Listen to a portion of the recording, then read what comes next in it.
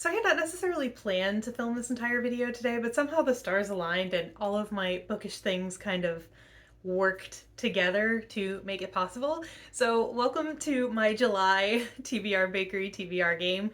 I am super excited after the absolute catastrophe that was last month. I cannot wait to get into this month, see what the board has in store for me, and see what kind of books I'm going to read in July. I am super excited. There is one readathon that I'm planning to participate in, but because of the nature of the readathon, I don't actually know the prompts, and I won't know the prompts that go along with it until July 17th, which is the start of the readathon. And that is the Choose Your Own Adventure readathon hosted by Chelsea Zhao over at, well, that's her channel name. I will link her down in the description if you want to check out that readathon or her channel. She's awesome. She does a monthly TBR game called TBR To Be Rolled, where she has her little son help her like roll this big squishy die, and she picks her books based on that. It's really cute. I will, like I said, definitely link her channel down below. You should check her out if you haven't. And see if you want to participate in her readathon. The Choose Your Own Adventure readathon, basically what it is, quick run through is it's a 2-week readathon. She said it's going to run from the 17th to the 30th of July, and there are going to be 4 main prompts that you have to complete to finish the quest. But basically, there's going to be a lot of decisions you have to make, and depending on the decision that you make, it's going to kind of determine what your prompt is for the next book that you read. That's kind of what I gather. It's her second time doing this readathon. Apparently she did it one more time, or one time before in 2021, I think she said. I don't know. Like I said, I'll link her video down below so you can check that out and get all the details if you want to participate. But yeah, so that does not impact my books because, again, I don't know what any of the prompts are. So we're just going to cross our fingers and hope that some of the books I pick fit with some of the prompts that I'm going to get for that readathon. So the other order of business that I have to take care of is in May. I picked a card that said if I didn't finish my May TBR, I had to take a punishment in June. Well, if you saw my June TBR, I will link it up above or down below or somewhere that you can check it out. But if you didn't see that, it was a complete disaster. There was no way I was taking a punishment on top of that. So I said in that video, if I did not finish that TBR, meaning my June TBR, I would take a punishment in July. So let's quickly go over the books that I got on that June TBR, and then we'll see if I take a punishment or not. I can't even hold up this stack, oh my god. Okay, so let's see. Oh no, don't fall. This was my stack for June, as well as 4 ebooks. So I had How to Live a Jamaican by Alexia Arthurs. This was for a free pick. I started it, I did not finish it. I'm just gonna put them down as I go because this is way too heavy for me to hold up. I had When Katie Met Cassidy. This was also for a free pick. I did not get to that yet. I'm filming this about a week and a half before the end of June, so this might still change. If it changes before I edit this video, I will definitely put in a little note and let you know how I did. I read it. I had Murder in the Library for a cozy mystery. That was an ebook. I did not read that. Honestly, I didn't even think about that. Oh, it's so heavy. I had Keeping It Real for a free pick. I just started this today, so this is going to be the next book that I am working on. I had Verity for a high rating. I didn't read that, but I started it. I had Finley Donovan is Killing It for a hyped book. I did read this one. I had Broken Prince for a soft DNF. I did read this one. I had The Wedding Game was on my Kindle for an ebook, and I did read that one. I have The Walled City for Seen on BookTube. I did read this one. I have 11 Other Words for a random number generator pick. I did not read this one. Seeker for lowest rated physical TBR book. I DNF'd this. I had These Hollow Vows for This or That with a D20. I didn't get to this one yet, but I do still plan to pick this up again, because I did start it before. Pick this up again before the end of June. Which I did, and I finished it. I had Shadow Fever for a Resurrect a series. I read a couple pages of it, didn't finish it. And then I had this one for highest rated physical TBR. didn't even think about it. So that was the recap for June. I am indeed taking a punishment for July, unfortunately.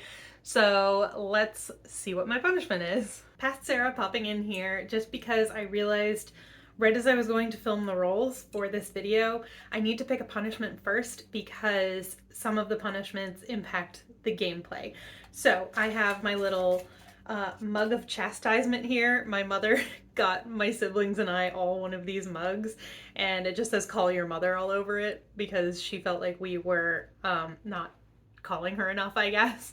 So she wanted us to have mugs to remind us to call her, which we do keep in better contact with her now, I will say. So my mug of chastisement, also known as a mug full of punishments. Like I said, some of them have to do with gameplay, some of them have to do with the books that I pick, some of them just add books. So I'm just gonna pick this really quick before we get any farther into the video, and we will see what punishment I get. Because as of right now, I still have a little bit of time in June, but there's no way I'm gonna finish my books, which you will already know because the clip before this will have my little wrap up of what I read. So here we go. Let's pick one of these lovely punishments. Some of them are worse than others. There's nothing that's like particularly really good, like anything I would rather get, but I'm going to pick this one. And it is, if I can get it open, hang on. I used Post-its and I stuck them together. Okay, you know before I do, what is it? Okay, 2 books for every prompt. This could go horribly, or it could be okay. Like, if I finish the game in like 4 rolls, that's only 8 books, but if it's anything like last month and I get like 13 books, this could be a little bit of a disaster. So, let's see how it goes. Okay, so I have to double up on books for each one of my prompts. Let's hope the game is nice to me because that could get out of control very quickly, like I said. So, I guess that's it. Without further ado, let's get into the rolls. Roll number 1. Is it 3? 1, 2, 3 for a donut. A high rating. Okay, so roll number 1 got me a donut and it was a high rating. So for high rating, I just say anything over 4 stars, I count as a high rating. So my 2 books for that, I'm going to tell you with each one of these, I'm going to show you the first book is going to be the book that I would pick if I only had to pick 1 book, and the second book is going to be like the extra book. So the book I would pick for high rating is Malice by John Gwynne. I have had this book on multiple TBRs in the past. I have said my husband and I were supposed to be kind of buddy reading this. He has since finished the entire series and I have yet to start the first book, so that went well. But this is a Norse-inspired fantasy. That's really all I know about it, but it's very popular, or at least it was in the past. So yeah, it has over 4 stars on both Goodreads and Storygraph. So this is my pick for high rating, as well as another returning book. It was on my TBR a couple months ago. I never got to it. That is Happy Place by Emily Henry. I bought this on release day. I was super excited to pick it up and then I never did. This is kind of like a fake dating or second chance romance. It's a book about a couple who were dating for a long time and then they broke up, but they did not tell their friends that they broke up, and now they have to go on, or now they're going on like a group trip away and they're going to pretend that they are still together. That's what I know about this. I've heard kind of mixed things, but I'm still really excited to read it, and I love the hot pink cover because pink is my favorite color. So that is my second choice for high rating. Roll number 2. A 4. 1, 2, 3, 4. Another donut. And it is a hyped book. I swear I shuffled these cards. I'm gonna shuffle them right now just so you can see.